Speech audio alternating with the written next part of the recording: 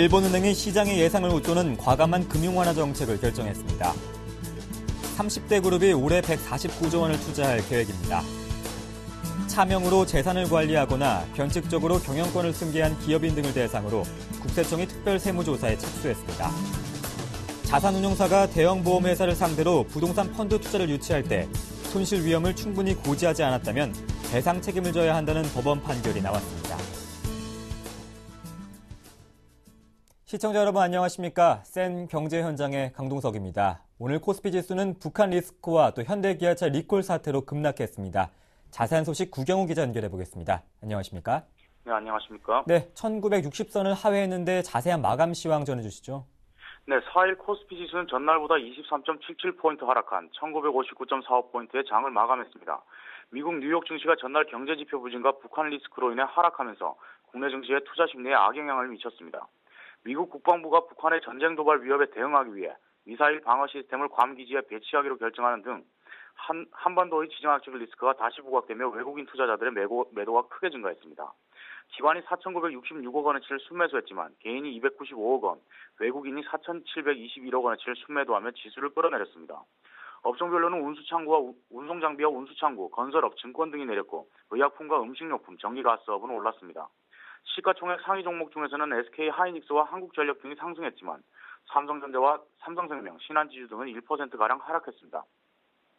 또 현대차와 기아차가 미국에서 판매된 차량을 대규모 리콜하기로 결정하면서 각각 5%와 3% 하락했고 금호종금이 최근 주가 급등으로 인해 우리 금융으로의 인수가 어려워질 수 있다는 분석으로 가격 제한폭까지 떨어졌습니다.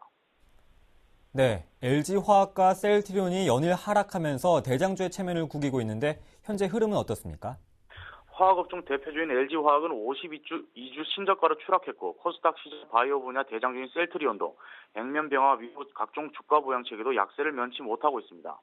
이날 LG화학은 유가증권 시장에서 전날보다 2.1% 떨어진 24만 5,500원으로 장을 마감했습니다. 이날 종가로 LG화학은 또다시 52주 신저가를 기록했습니다. 저조한 실적 전망에 증권사들의 목표 주가 하향도 줄을 잇고 있습니다. KTB투자증권은 영업실적 회복 지연을 이유로 목표 주가를 36만 원에서 32만 원으로 내렸고 SK증권도 LG화학의 목표 주가를 41만 원에서 35만 원으로 내렸습니다. 토로스증권은 41만 원에서 34만 원, 유진투자증권은 38만 원에서 34만 원으로 하향 조정했습니다.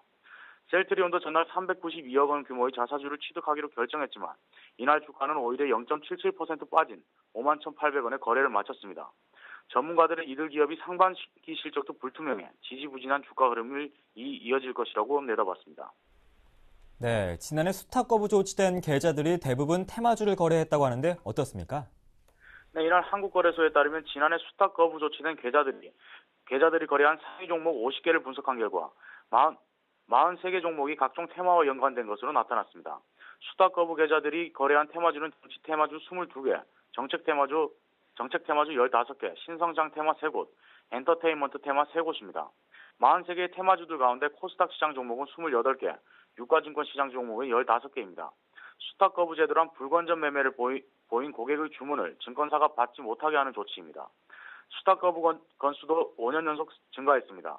지난해 전체 수탁 거부 조치는 3,938건으로 2008년 이후 꾸준히 늘고 있습니다. 거래소는 불건전 매매를 하는 투자자들에게 건전 투자에 관한 교육이 필요하다고 언급했습니다. 네, 증시 관련 소식 구경호 기자였습니다. 고맙습니다. 감사합니다.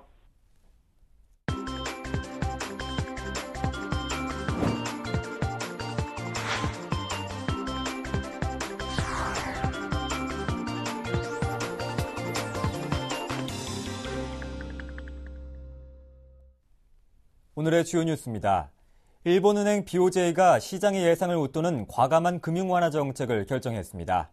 이로 인해 일본 증시는 BOJ 정책에 힘입어 2% 이상 급등했습니다.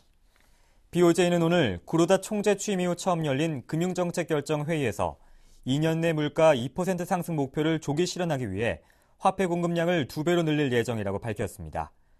BOJ는 만기 5년 이상인 장기국채 매입 규모를 오는 2014년까지 190조 엔으로 늘리고 상장지수 펀드와 부동산 투자 신탁 등 가격 하락 위험이 큰 금융자산 매입도 확대하기로 했습니다.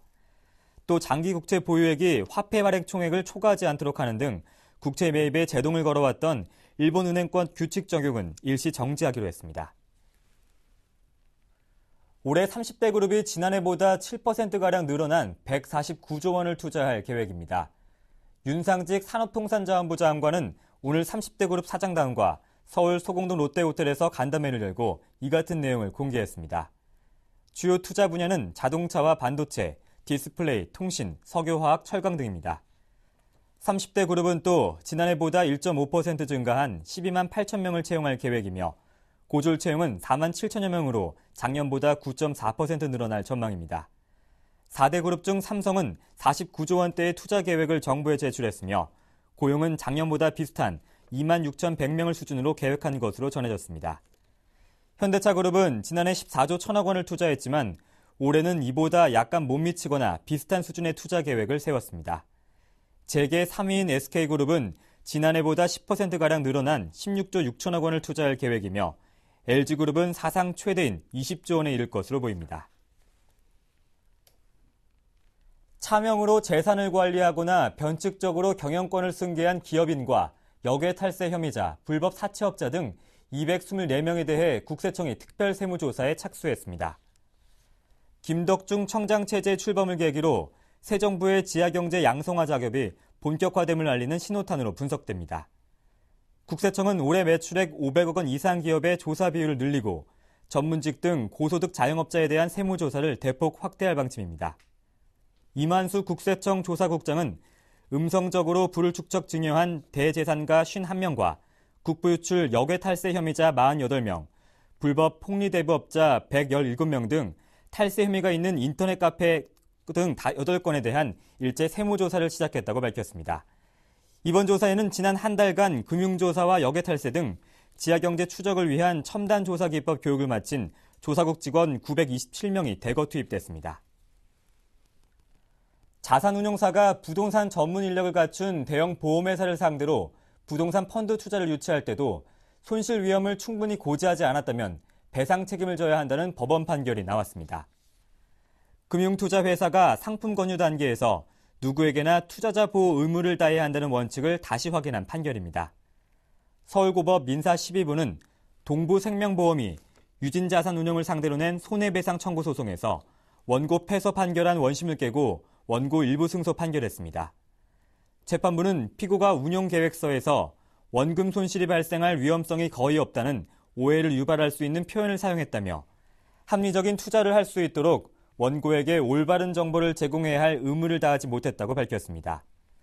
동부생명은 2006년 3월 대구 산격동 아파트 재건축 사업에 투자하는 사모펀드에 50억 원을 투자했으나 시공사의 갑작스러운 부도로 큰 손실을 떠안게 되자 유진자산운용을 상대로 소송을 냈습니다.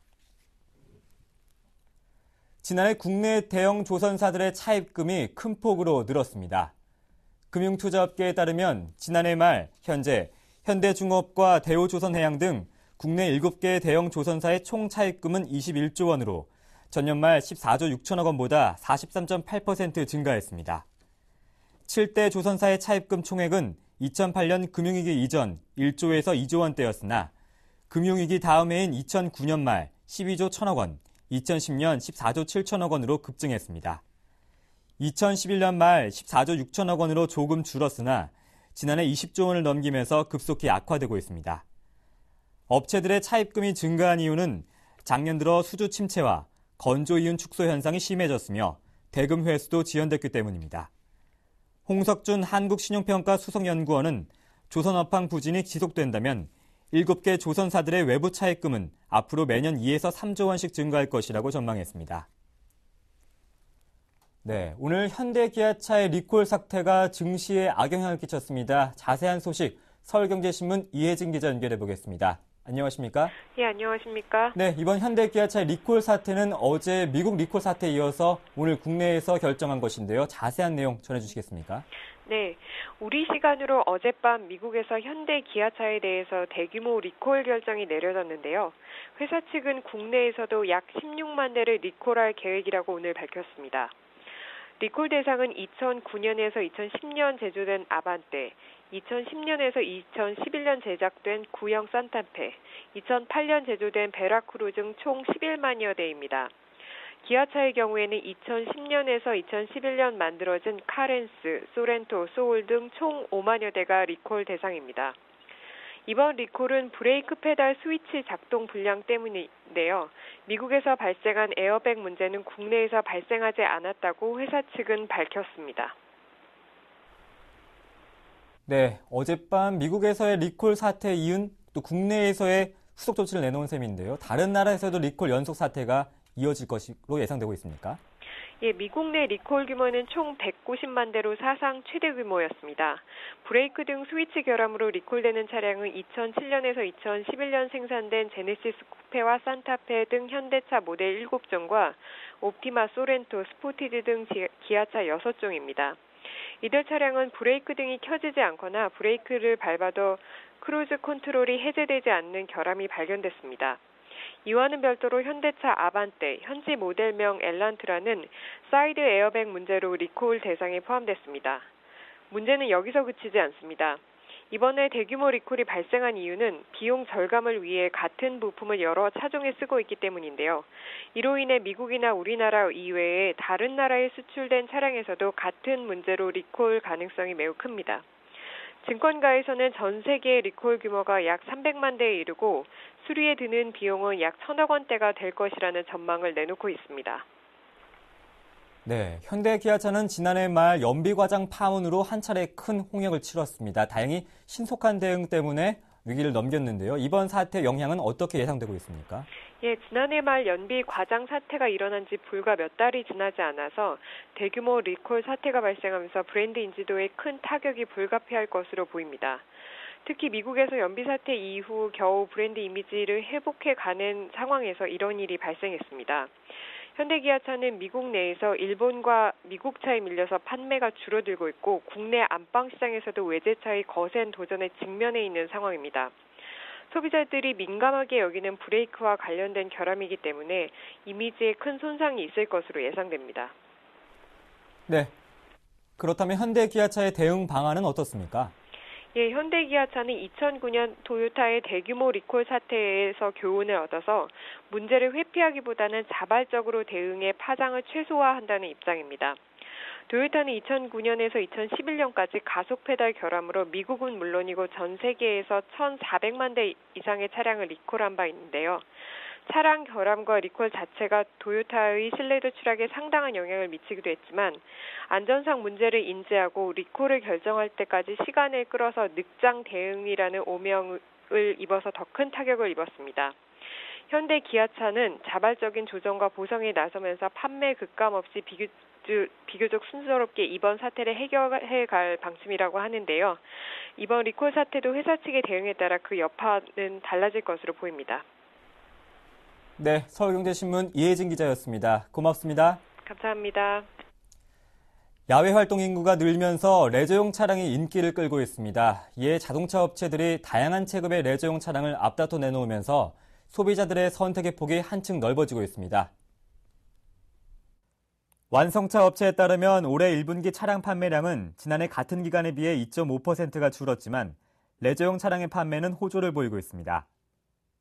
현대차는 산타페와 투싼 iX를 중심으로 레저용 차량 판매가 지난해 동기 대비 70%가량 늘었습니다. 특히 캠핑용 차량인 맥스크루즈는 지난달 초 첫 출시된 이후 약 3천여 대가 팔려나가며 큰 인기를 끌고 있습니다. 쌍용차가 주말 레저 수요를 겨냥해 출시한 다목적 다인승 차량인 코란도 투리스모도 판매 호조를 보이고 있으며 한국GM이 최근 내놓은 소형 SUV 트랙스 역시 활동력이 높은 젊은 층을 중심으로 인기입니다. 근데 상당히 고객으로도 반응이 좋습니다. 그래서 투리스모 라인이 지금 오버타임을 할 정도로 아주 빡빡하게 돌아가고 있습니다. SUV 성격을 가진 차면서도 패밀리카로서 자리를 잡았기 때문에 완성차 업계는 성장하는 레저용 차 시장을 공략하기 위해 다양한 체급의 레저용 모델을 라인업하면서 전방위 마케팅을 펼치고 있습니다. 기아차는 주중엔 업무용으로 주말엔 레저용으로 활용할 수 있는 레저용 차량을 내놨습니다. 7년 만에 기존 카렌스 모델을 완전히 뜯어고친 올뉴 카렌스는 경제성과 주행 시 정숙성을 위해 1.7 디젤 엔진 모델로 출시됐습니다. 예, 이번에 새롭게 출시된 저희 신형 카렌스는 이전과는 다르게 이제 승용 감각의 스타일로 모델링이 됐고, 하지만 역시 그 RV의 공간성을 또 활용할 수 있도록 같이 겸비된 그런 신개념의 모델이 되겠습니다. 주요 고객으로는 저희가 30대 영유아 자녀를 둔 30대의 젊은 부부들이 주요 타겟으로 고려가 되고 있습니다. 기존 카렌스에 비해 차체는 소폭 작아진 반면 넉넉한 실내 공간이 장점이며 다른 차량과는 달리 뒷좌석도 등받이와 앞뒤 간격 조절이 가능해 장거리 주행 시 동승자들의 승차감이 대폭 개선됐습니다. 기아차는 올해 신형 카렌스를 국내 2만 1천여 대, 해외 5만 6천여 대 등 모두 7만 7천여 대를 판매하겠다는 목표입니다.